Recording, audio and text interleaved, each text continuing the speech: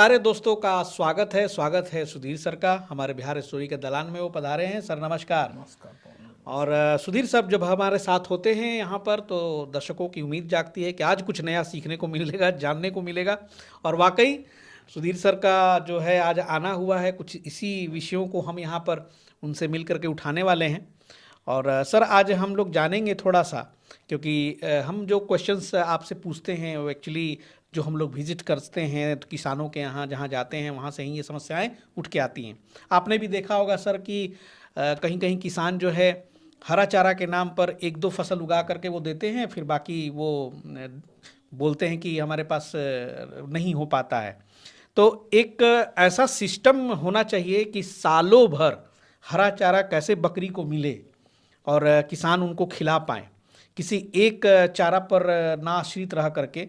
जो विविधताओं की बात करते हैं आप सर कि ऐसा सिस्टम रखें ताकि उनको सालों भर खिलाया जा सके, तो वो थोड़ा सा विस्तार से आज समझना चाहते हैं हमारे कुछ नए किसान। सही बात है पवन जी। जो भी किसान जो हैं या पशुपालक हैं जो जागरूक नहीं हैं जी। वो अक्सर एक ही टाइप के घास पर निर्भर रहते हैं। और एक ही टाइप के घास पर जब निर्भर रहते हैं तो उनके साथ काफ़ी समस्या आता है जी। और उस समस्या की वजह से जो रिजल्ट मिलना चाहिए, जो बेनिफिट, जो लाभ उनको मिलना चाहिए वो नहीं मिल पाता है। जैसे कि एक ही एग्जाम्पल के लिए बोलना चाह रहे हैं, ठंड के मौसम में किसान यदि बरसीम लगाए हुए हैं तो बरसीम में सिर्फ लगाए हुए हैं। कुछ किसान लोग जई भी लगा देते हैं, फिर बरसीम जैसे ही ख़त्म होता है तो जिनोरा लगा देते हैं। अक्सर इसी तरह लोग रहते हैं। तो होता क्या है, एक ही टाइप के घास पर जब आप आश्रित हैं पशुपालन के क्षेत्र में तो एक ही घास में सारा पौष्टिक तत्व नहीं पाया जाता है। तो सबसे बड़ा समस्या यहीं पर आ जाता है, जब सारा पौष्टिक तत्व पशु को नहीं मिल पाता है तो जो उससे हमको रिटर्न मिलना चाहिए, जो लाभ मिलना चाहिए वो नहीं मिल पाता है। दूसरा समस्या क्या आता है, जब एक घास एग्जाम्पल के रूप में जिससे बरसीम आप दे रहे हैं वो जैसे ही ख़त्म होता है उसके बाद यदि दूसरा घास लगा रहे हैं, जिनोरा या जो भी आप लगाते हैं, तो दोनों घास के बीच में गैपिंग आ जाता है। यानी कि कुछ दिन तक हरा चारा वो किसान जो जागरूक नहीं है उनकी बात कर रहे हैं। हालांकि आज बहुत सारे किसान मीडिया के माध्यम से या ट्रेनिंग सेंटर के माध्यम से जागरूक हो चुके हैं तो उनकी बात नहीं। तो वहाँ पर गैपिंग आ जाता है और वो घास नहीं दे पाते हैं। जब घास नहीं दे पाते हैं तो फिर वही हो गया, शरीर में पौष्टिक तत्वों की कमी और रिजल्ट खराब आना, दूध की कमी हो जाना, तो बच्चा मर रहा है, बिल्कुल बिल्कुल बहुत जरूरी सब्जेक्ट है सर ये, और हर बकरी पालक को जानना चाहिए। तो ऐसा घास का मैनेजमेंट किया जाए कि सालों भर हरा चारा मिलते रहे और विविधतापूर्ण, यानी कि बदल बदल कर हरा चारा मिलते रहे, ताकि यदि एक हरा घास में कोई पौष्टिक तत्व की कमी है तो दूसरा घास से मिल जाए। बिल्कुल बिल्कुल इस तरह से करना चाहिए जी।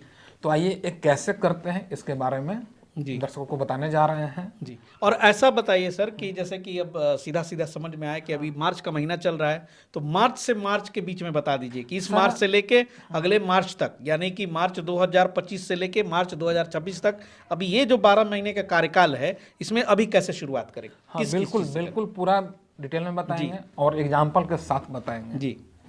ठीक ना। जब भी हरा घास का मैनेजमेंट करना रहे और मैनेजमेंट ऐसा है कभी गैपिंग भी ना आए और विविधतापूर्ण मिलते रहे, तो देखिए घास को समझाने के दृष्टिकोण से दो भाग में बांटा गया है।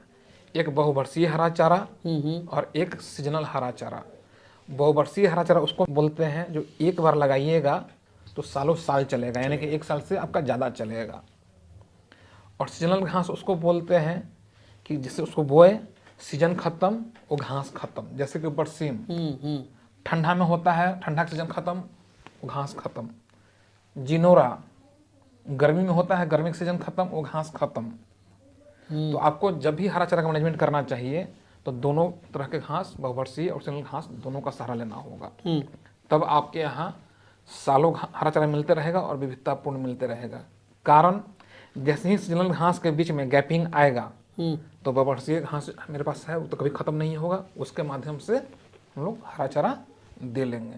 तो आइए किसान बंधु सबसे पहले बहुवर्षीय हरा चारा जो कि एक साल से ज़्यादा चलता है उसके बारे में चर्चा कर दें, ताकि वो कभी ख़त्म ही नहीं होगा। तो बहुवर्षीय हरा चारा में सबसे अभी फेमस चल रहा है आपका नेपियर। हाँ, घास में एक चीज़ जरूर ध्यान दीजिएगा कि घास हमेशा उसी खेत में लगाइएगा जो ऊंचा भूमि पर है। ऊंचा भूमि जहाँ वर्षा में खेत में जल भराव न होता हो। नहीं तो यदि आप घास लगा दिए हैं, चाहे कोई भी घास रहे, यदि बारिश का जल उसमें जमा हो गया 24-25 घंटा से ज़्यादा, तो हो सकता है कि आपका घास का जड़ गल जाएगा और अचानक घास की समस्या आ जाएगा। तो सबसे पहले इस बात को ध्यान रखना है। यानी कि कोई भी आप हरा चारा लगाएं तो ये ध्यान रखना हाँ, ये ध्यान रखना है जी। तो आइए बहुवर्षीय चारा की जब बात कर रहे थे तो सबसे फेमस वही चल रहा है नेपियर। जी ठीक है। नेपियर लगाइए, कभी ख़त्म नहीं होगा, सालों साल चलेगा। दूसरा आपका है मोरिंगा, जिसको हम लोग सहजन भी बोलते हैं, अंग्रेजी में ड्रम स्टिक बोलते हैं। तो उसमें भी बहुत सारा वेराइटी का आता है। तो जो घास वाला वेराइटी है उसको भी लगाइए, एक बार लगा लीजिए, 7 साल 8 साल उसको भी काटते रहिए। तीसरा बहुवर्षीय घास में आता है आपका अजोला। अजोला लगाने के लिए मिट्टी की ज़रूरत नहीं है, बस शांत जल की ज़रूरत है। उसको भी आप लगाइए, थोड़ा सा लाकर पानी में डाल दीजिए, फैल जाएगा, कभी ख़त्म ही नहीं होगा। लेकिन हाँ, बकरी पालक जो हैं उनके लिए बता रहे हैं, गाय तो खा जाती है। अजोला खिलाने के लिए आपको आदत डालना पड़ेगा, तुरंत निकाल के दीजिएगा। जो बकरी कभी अजोला नहीं खाई है तो हो सकता है कि पहली बार में आपकी बकरी अजोला न खाए। हाँ, ऐसा होता है। यदि अजोला गंदा पानी में है उसको निकाल कर धोना पड़ेगा ताकि गंध भाग जाए, क्योंकि बकरी गंध वाला घास नहीं खाती है, दुर्गंध वाला घास नहीं खाती है। अच्छा, समझ गए। धोना पड़ेगा, उसमें फिर नमक मिलाना पड़ेगा। नमक मिला दीजिएगा तो उसका तासीर नमकीन हो जाएगा, स्वाद। तो बकरी नमकीन जो बहुत चाव से खाती है, और नमक से बैक्टीरिया वगैरह से ही मरता है। तो उसमें जो गंदा पानी था तो जो बैक्टीरिया से वही मर गया। यदि उतना पर भी ना खाए तो थोड़ा सा धूपा में रख दीजिए ताकि उसका पानी गर जाए। 4 दिन 5 दिन धीरे धीरे करते करते वो आदत पकड़ लेती है। ये भी कभी ख़त्म नहीं होगा। उसके बाद आपका आता है प्राकृतिक झाड़ी। यदि आपके अगल बगल झाड़ी है उसका भी आप यूज कर सकते हैं। यदि नहीं है, आप लगाना चाहते हैं तो उसका आप लगा सकते हैं। जैसे कि आप चाहें तो बबूल का लगा सकते हैं, जो बबूल जो आता है। लेकिन अपना खेत में कोई लगाना पसंद करेंगे नहीं, सच्चाई बात है। तो नहीं लगाना पसंद करते हैं तो जलेबी लगाइए। जलेबी का भी झाड़ी आता है, उसको भी लगाना पसंद नहीं करेंगे। लेकिन यदि है तो काट कर लाइए। बहुत सारा इलाका में जंगल इलाका में पाया जाता है, काट कर लाइए, उसका भी आप यूज कर सकते हैं। और कुछ नहीं समझ में आ रहा है, उड़हुल का फूल। अच्छा, फूल के नाम पर तो घर में कोई आपत्ति नहीं करेंगे, खेत बर्बाद कर रहा है, फूल का फूल हो गया, फूल भी बेचिए, उसका पत्ता भी बकरी को खिला लीजिए। डबल इनकम हुआ कि नहीं हुआ? डबल इनकम हुआ ना। चाहे तो सहतूत लगा सकते हैं, सहतूत खुद अपने खाइए, बेचिए भी, पत्ता बकरी को खिलाइए। और ये सालों भर अवेलेबल रहेंगे? सालों भर है। या यदि आपका मिट्टी उस टाइप से है, कटहल लगा लीजिए। कटहल लगाइए तो तिगुना फायदा। फल खाइए, फल बेचिए, पत्ता बकरी को खिलाइए। और जब आप रिटायर होने लगे फार्मिंग के सेक्टर से, लकड़ी बेचकर मोटा पैसा कमाइए। जी। तो बागवानी भी आपका हो गया उसी में। तो ऐसे भी, और सालों पत्ता मिलते रहेगा, कभी खत्म नहीं होगा। कटहल के पत्ते बड़े चाव से खाती हैं। ये पेड़ में आ गया कटहल।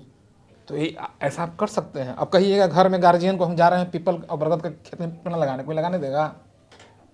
लेकिन कटहल के नाम पर सही बात, आपके घर के लोग तैयार हो जाएंगे। सही बात। मतलब हरा चारा की बात कर रहे हैं तो भैया पत्तियों से भी तो आप हरा चारा दे सकते हैं। हाँ, बिल्कुल दे सकते हैं। सही बात।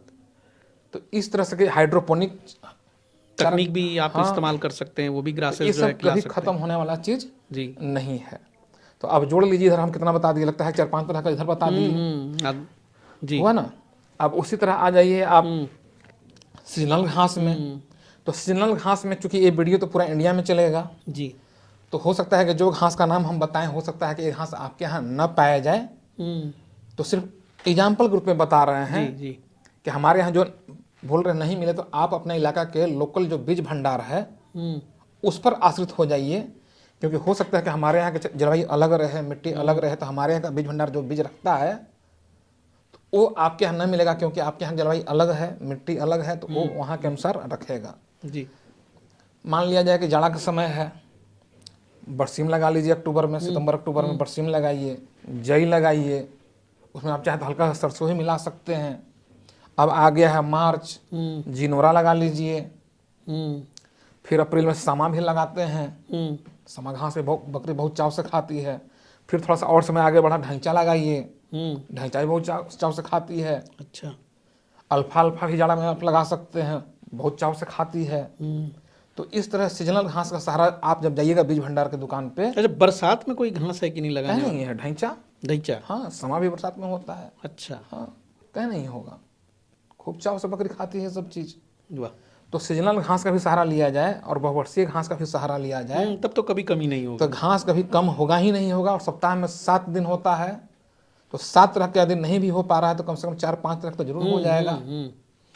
तो इस तरह से यदि मैनेजमेंट रखिएगा तो हरा चारा की कभी कमी नहीं होगा। और जब हरा चारा आपके यहाँ भरपूर रहेगा तो बकरी का फीडिंग कॉस्ट बहुत कम रहेगा। जब फीडिंग कॉस्ट कम रहेगा तो आपकी इनकम बढ़ेगी। लेकिन यदि आप सोच रहे हैं कि हरा चारा कम हो गया तो क्या दिक्कत है, अनाज दे देंगे, तो अनाज से फीडिंग कॉस्ट तो बढ़ेगा ही बढ़ेगा।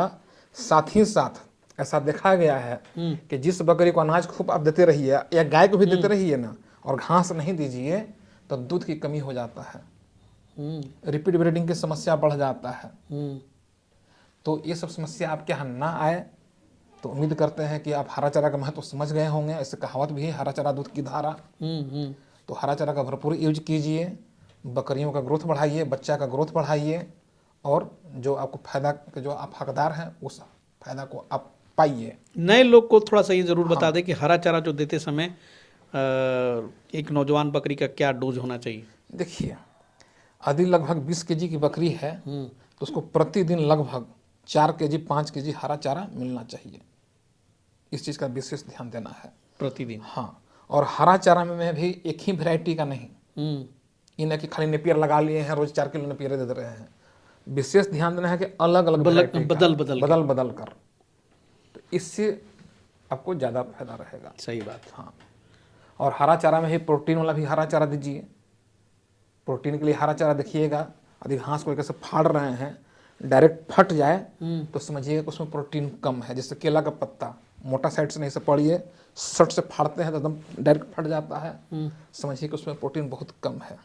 आप नेपियर का फाड़िए, कटहल का फाड़िए, पीपल का ही फाड़िए, सबका फाड़ के चेक कर लीजिए, जिसके से आड़े तिरछे फटे उसमें समझिए कि प्रोटीन की मात्रा ज़्यादा है। ऐसा इसलिए बोल रहे हैं कि किसी भी पशु पक्षी पालन में, पक्षी भी लोग पालता है मांस के लिए, और पशु हो गया कुछ दूध के लिए और कुछ मांस के लिए, तो प्रोटीन का वहाँ अहम रोल है। प्रोटीन से ही मांस भी बढ़ता है, प्रोटीन से ही दूध बढ़ता है जी। तो इस चीज़ का विशेष ख्याल रखेंगे तो जो अपेक्षित आप हकदार हैं फायदा के, वो आपको मिलेगा। चलिए सर का बहुत बहुत धन्यवाद, कितनी इंपॉर्टेंट जानकारी आपको मिली है। और इस जानकारी को अपने तक सीमित ना रखें, लोगों को भी शेयर करें, और भी जो किसान हैं व्हाट्सएप के माध्यम से, तो ये चीज़ें जो हैं आपके बिजनेस में 4 चांद लगा देगा। और हमेशा से सुधीर सर कहते आए हैं कि बिना जो है हरा चारा के आप बकरी पालक को खास करके वो कंसेप्ट जो कमर्शियल गोट फार्मिंग का है वो सक्सेस नहीं हो सकता है। एक एग्जांपल थोड़ा सा बोलना चाहेंगे जागरूक करने के लिए इस किसान को। हरा चारा में प्रोटीन जरूर ध्यान दीजिएगा। बहुत सारे किसान को हमने क्या देखा, मकई का दर्रा खूब खिला रहे हैं, साथ ही साथ मकई का जो हरा चारा होता है वो भी खूब खिला रहे हैं। तो एक एग्जाम्पल के रूप में बोलना चाह रहे हैं, हुआ क्या कि आप तो मकई का दाना भी दिए और मकई का हरा चारा भी दिए, तो जहाँ पर इस तरह का मैनेजमेंट किए हुए हैं उस पशु के शरीर में प्रोटीन की कमी हो जाता है। हाँ, अब क्यों कमी हो जाता है वो कारण बता देते हैं। जो भी अनाज 2 भाग में बंटता है उसमें प्रोटीन ज़्यादा पाया जाता है, और जो अनाज 2 भाग में नहीं बंट पा रहा है उसमें प्रोटीन या तो नहीं है या बहुत कम है, ठीक ना। तो मकई जो है 2 भाग में तो बंटता नहीं है, मकई का अनाज बंटता है, मकई का जो बीज है बंटता है नहीं ना, यानी कि इसमें प्रोटीन या तो नहीं है या बहुत कम है। ओके, तो आप मकई का दर्रा खिला रहे हैं तो यानी कि प्रोटीन का अभाव।